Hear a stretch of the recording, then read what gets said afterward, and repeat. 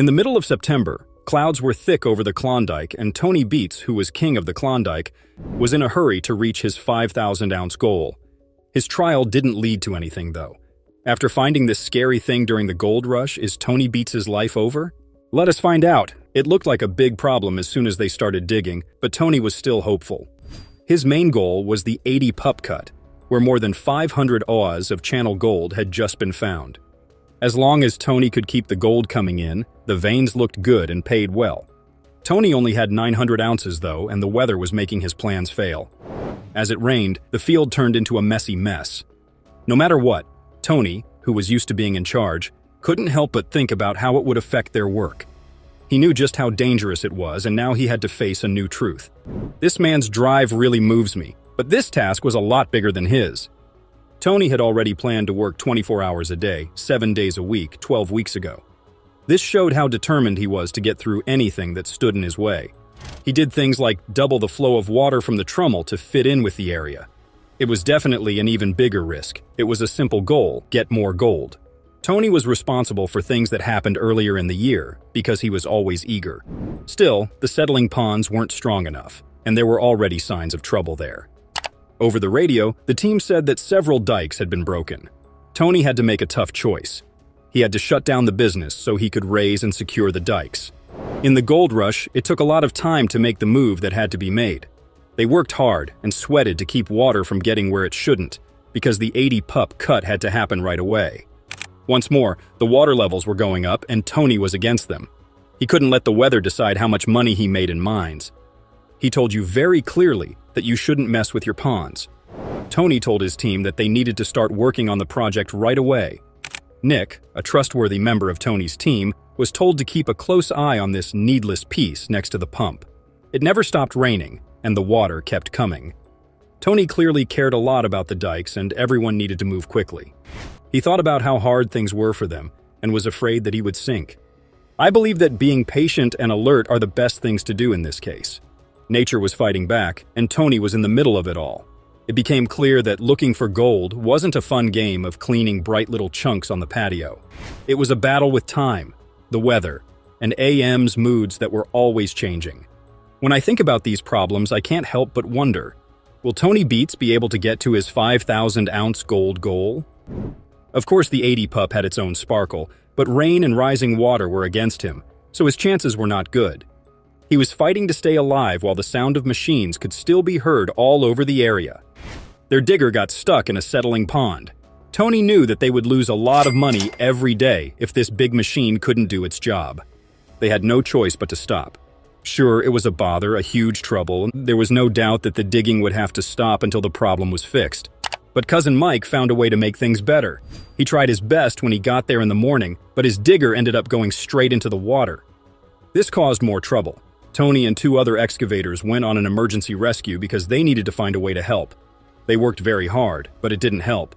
It was time for troops, and Tony didn't think twice about sending in the 18T D6 dozer and the huge 115T D1. The question then was how to get that refuse-to-move backhoe out of the bog. Tony made a plan that worked perfectly because he had been digging for a long time.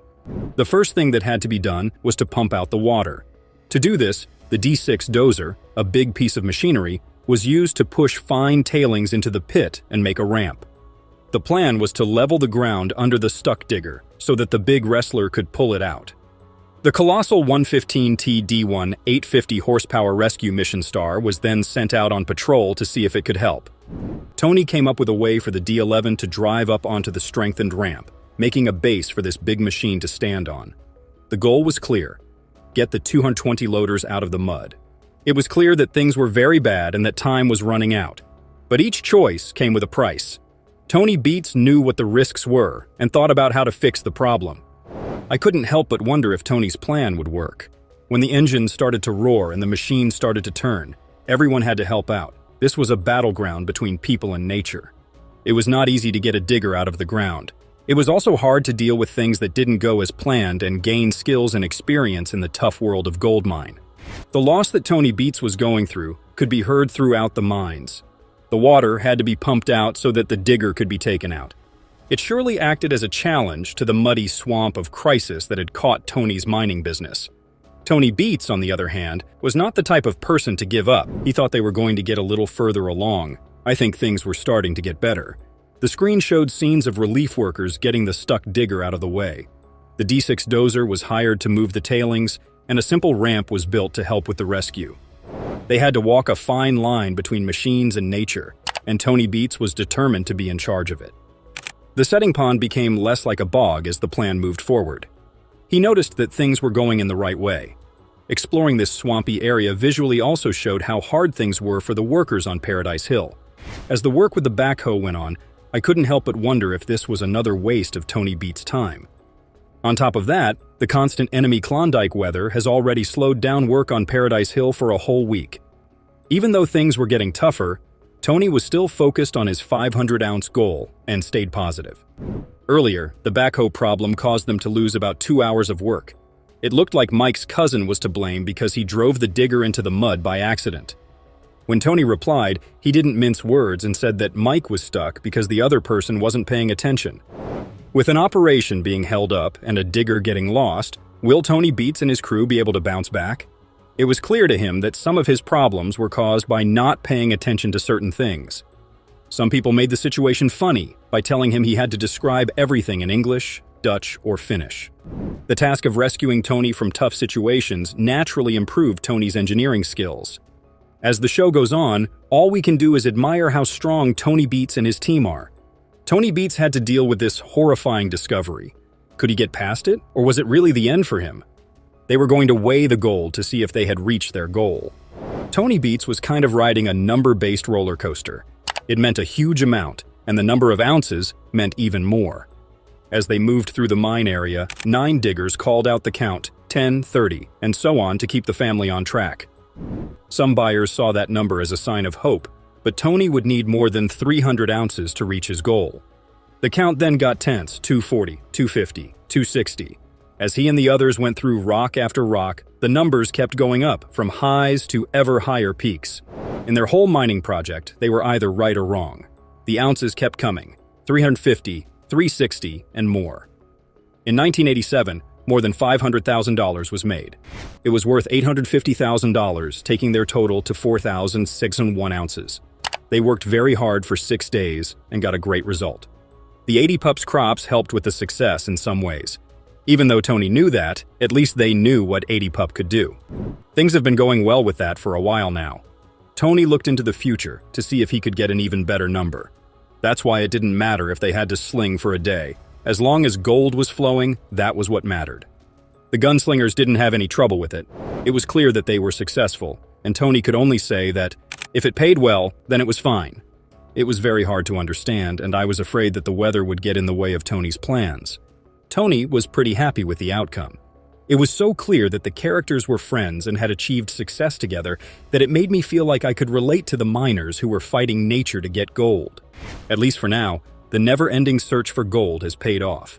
Watch my older movies if you want to learn more about how the world is changing all the time. Mike Beets, a gold mining expert, made a disastrous mistake when he gambled with his $300,000 wash plant, causing the heavy machinery to be destroyed.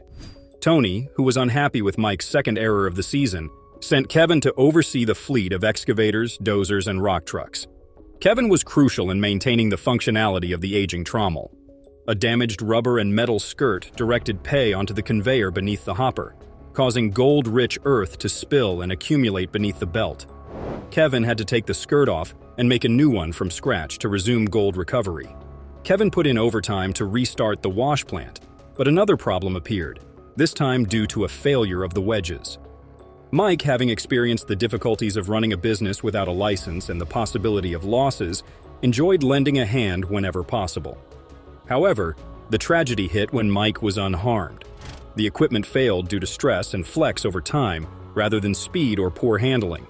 It became clear that anything as simple as a link breaking had set off the whole scenario, leaving the $300,000 wash machine crippled on the mining site. Mike felt humiliated and disappointed for not being able to continue pursuing his mining objectives. However, when he and his crew inspected the damage, they discovered that it wasn't as disastrous as initially thought, and there may still be an opportunity to turn things around with the correct strategy. In this text, the story revolves around a gold mining operation that involved the salvage and restoration of a wash plant. The wash plant was damaged, but it was still intact enough to provide a possibility for salvage and restoration. Mike's father, Tony Beets, brought his knowledge and practicality to the situation, warning him that without the proper tools and equipment, it could be a complete loss. He recommended hiring loaders to assist in recovering the wash plant, as an expensive error could turn into an irreversible disaster if they tried to relocate it themselves. Mike and his group began working with the loaders, aware that every move required care and accuracy. Tension was evident on the job site as the loaders slowly raised the wash plant, with every hand prepared to make adjustments in case something went wrong. Their ability and courage were put to the test as they attempted to save the wash plant and carry on with their mining operations. The 4-hour task would now take at least twice as long, which infuriated Mike.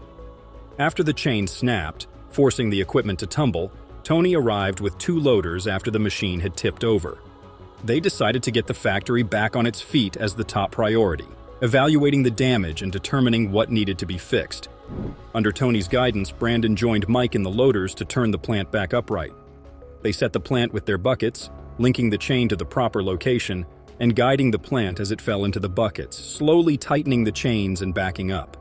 After the plant was upright, they took off the chains and positioned it in the center of the road, allowing them to bring in extra tools to line it up with the scissor neck. They carefully positioned the plant, gradually pushing it upward until it was in the ideal place. After careful labor, the plant was safely loaded and prepared for transportation. Lynn, you get on the Lynn's line? Okay. Mike, you get in the loader for a second. After 8 hours of labor, the workers pulled the plant off the truck one last time, despite the initial hiccups. Shane felt happy and relieved, eager to use the plant, which would be a great benefit. The job was eventually completed, and the difficult journey was over. Tony Beets faces numerous challenges due to the closure of a foreign beets plant, which has led to significant water runoff undermining the access road to the dike, a crucial barrier defending the neighboring creek. Sediment has accumulated beside the road, creating a dense, grit-filled layer of rubbish that highlights the urgency of the cleanup effort. The team aims to restore access by filling low areas with substantial loads of rock to strengthen the dike's weakening structure and prevent further breaches. Cleaching silt becomes an all-consuming effort, as the water board may halt operations if too much silt enters the creek. Preventing contamination of the creek is crucial for advancing their work and preventing regulatory hurdles from environmental violations. The access road is now a muddy mess due to the plant's considerable drainage, making cleanup difficult. The crew must remove silt and sludge layers to rebuild the road, which is turning out to be a difficult undertaking. The watery sludge is pushed back into the nearby settling pond by Mike, who is using a well-coordinated system. At the same time, each rock truck is pulling up to unload loads of overburden. By carrying out this technique, the road is made more durable for the vehicles and prevents further erosion. After the wet mud has been removed, the crew will begin the process of filling the damaged road with many tons of solid material instead. In order to ensure that each layer of material is dumped precisely where it is required, Mike navigates the trucks with great care and provides Megan with directions regarding where she should dump her load. As each dump is completed successfully, the road gradually transforms from a slick and muddy route into a road that is stable and usable. 10 hours of continuous labor resulted in the entire restoration of the access road.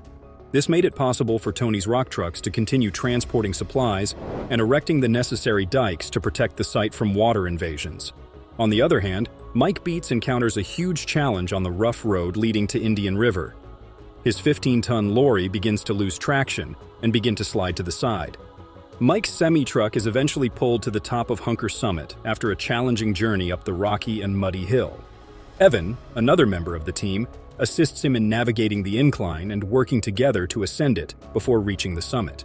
Gold mining entrepreneur Tony Beets, often known as the King of the Klondike, is keen to capitalize on the high-risk, high-reward nature of gold mining. He is recognized for his determination to capitalize on the Klondike. His daughter Monica manages an operation that recovers gold leftovers left by previous miners by forcing 200 yards per hour of old-timer tailings through the shaker deck. He has been working tirelessly to process 350 yards of pay dirt per hour at the mega cut. In addition, he has been working diligently to process pay dirt at the mega cut. There is a legendary drum that Tony uses as his secret weapon, and it is an essential part of his strategy. For years, he has been patiently waiting to acquire it, but it involves a big financial investment on his part. Tony, on the other hand, considers the drum to be an essential first step toward becoming more productive. Presently, Mike and the crew are working together to make certain that Tony's investment will yield a profit and that the machine is functioning properly. In the event that all goes according to plan, they would be able to handle 150 yards of material every hour, using only 2 excavators because of the drum. It is Tony's intention to make use of a massive trommel that he purchased for $400,000 and that has not been put to use for nearly 3 decades. Due to the fact that it has its own wheels and engine, the trommel can be moved from one pay zone to another with relative ease.